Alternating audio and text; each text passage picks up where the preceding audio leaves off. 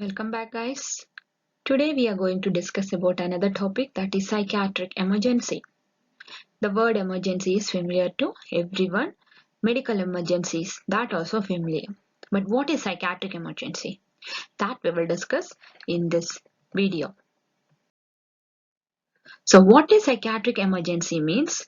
Disturbances of behavior, emotions and mood of a patient which if untreated lead to severe complications and harm to patient, others and to the society. So problems are coming to the behavior of the patient, emotions of the patient and mood of the patient. Means that is a psychiatric disorder.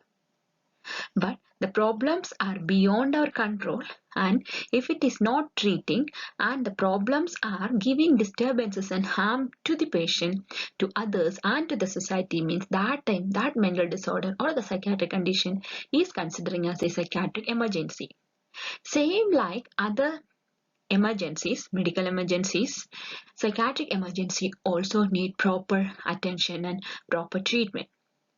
Thus, the definition of psychiatric emergency differ from other medical emergencies in that the danger of harm to the society is also taken into account. That is, in medical emergency, sometimes that won't give disturbances to the society or that won't give disturbances to the surrounding. But if it is a psychiatric emergency, definitely will give harm to the patient as well as to the society. So we need to give more attention to psychiatric emergencies comparing to medical emergencies. There are n number of psychiatric emergencies, but only major psychiatric emergencies are discussing here. Among that, suicide, violence and agitation, drug and alcohol abuse, delirium.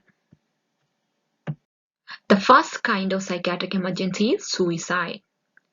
According to studies, suicide is more in men than women, and the most common symptom is hopelessness and helplessness.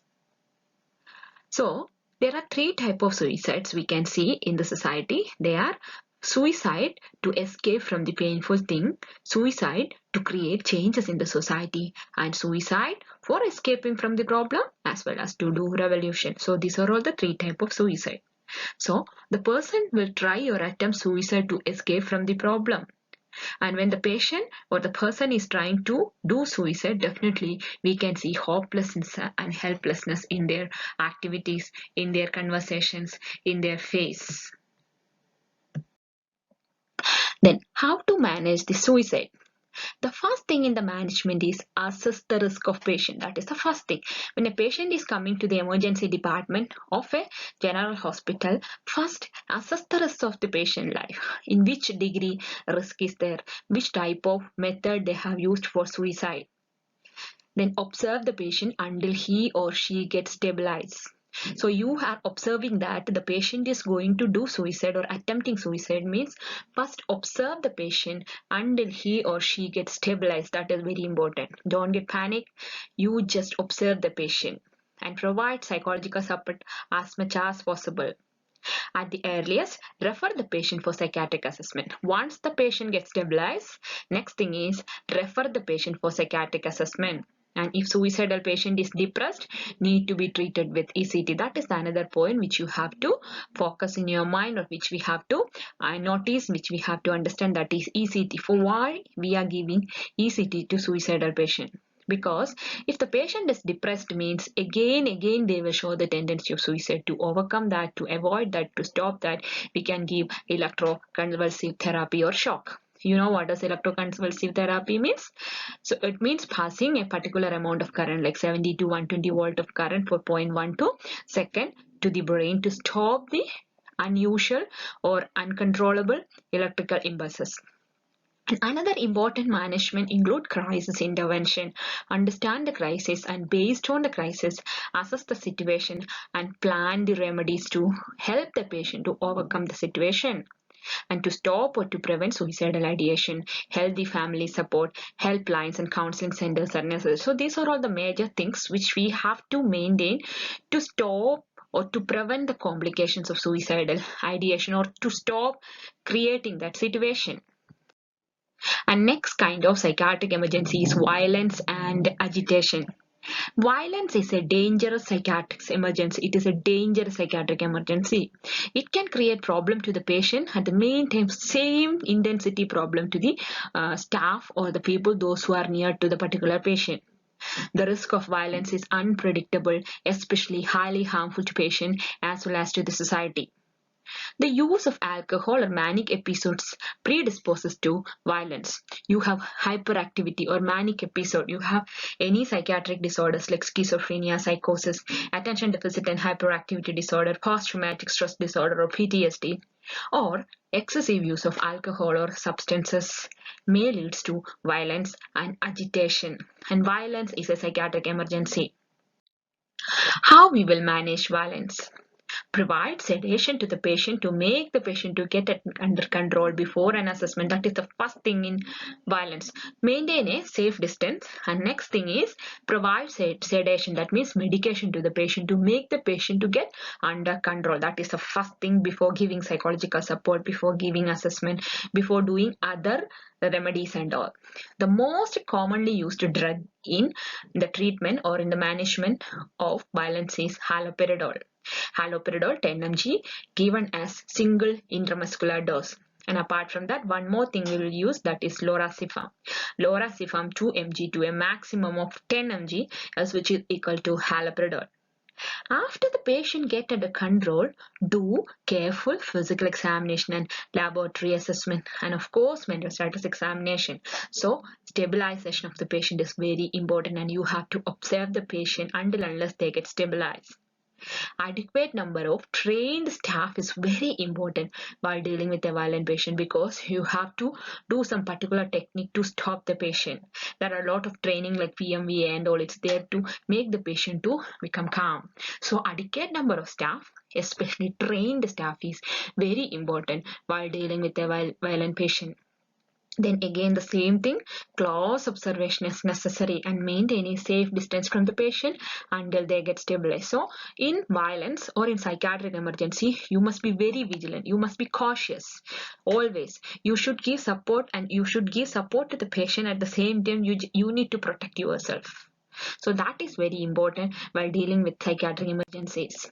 The next is delirium. That is another psychiatric emergency. Delirium is a serious disturbances in mental stage which disturb the normal thinking and behavior of a person. So a normal mental stage every person is having, and any disturbances is coming to the normal mental stage means that is known as delirium. In the case of delirium, medications and treatment should be administered only after diagnosis of the mental disorder. That is very important. It is not like suicide and violence. If the patient is in a stage of disturbed mental situation or disturbed behavior, means definitely you should understand the situation first. So diagnosis of mental disorder is very important before starting the treatment. To make the patient calm, we can give medications like haloperidol and lorazepam. Haloperidol 0.5 to 2 mg and lorazepam also same amount, 0.5 to 2 mg. So delirium is a serious disturbances of mental state. Next thing is substance intoxication and withdrawal. It is a life-threatening emergency. It may occur due to excessive consumption of substances like alcohol, cocaine, and phencyclidine. These are all the commonly used substances which leads to violent behavior. When the patient is with substance abuse or substance intoxication or in the withdrawal stage, attempting to talk to the patient is not recommended, because they will show violent behavior and there are chances of harming you and themselves. Physical restraints or sedations may be necessary if the patient is doing violence. Normally using lorazepam 2 to 4 mg and diazepam 10 to 20 mg if the patient is in the violent stage. Maintain fluid balance in the patients to prevent dehydration or has severe underlying physical disorder. The patient is having any physical disorder or the patient is in substance intoxication level or in withdrawal stage, definitely maintain fluid balance to prevent dehydration. That is very important. The next thing is neuroleptic malignant syndrome.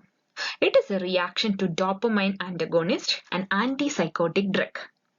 So, when we administer antipsychotic drug, there are chances of developing a psychiatric emergency that is known as neuroleptic malignant syndrome. It is a reaction to dopamine antagonist.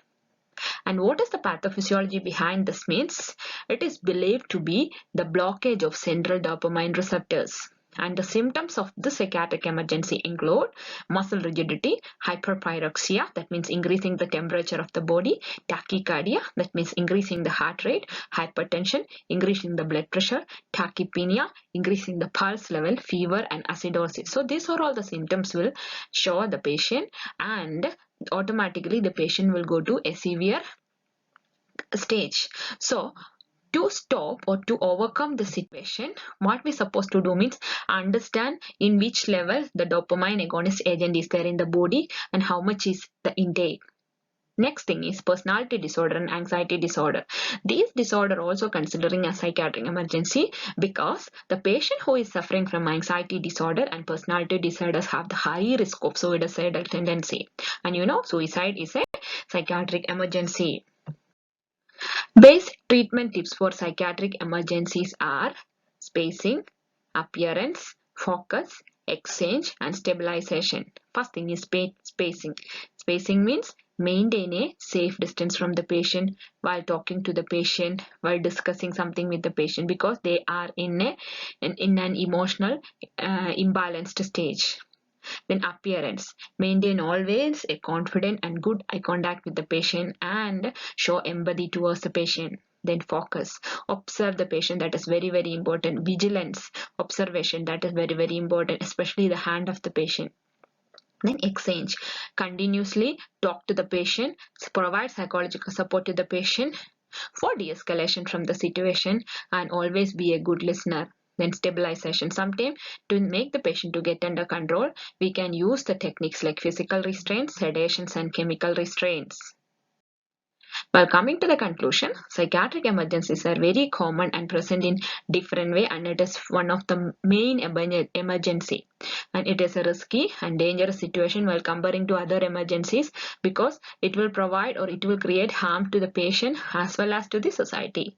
When dealing with an emergency, must be careful in each and every moment because same thing I'm telling again, it is equally risk for the patient and healthcare professional. And while dealing with psychiatric emergency, you must be very vigilant and cautious. Thank you so much. Hope you understand.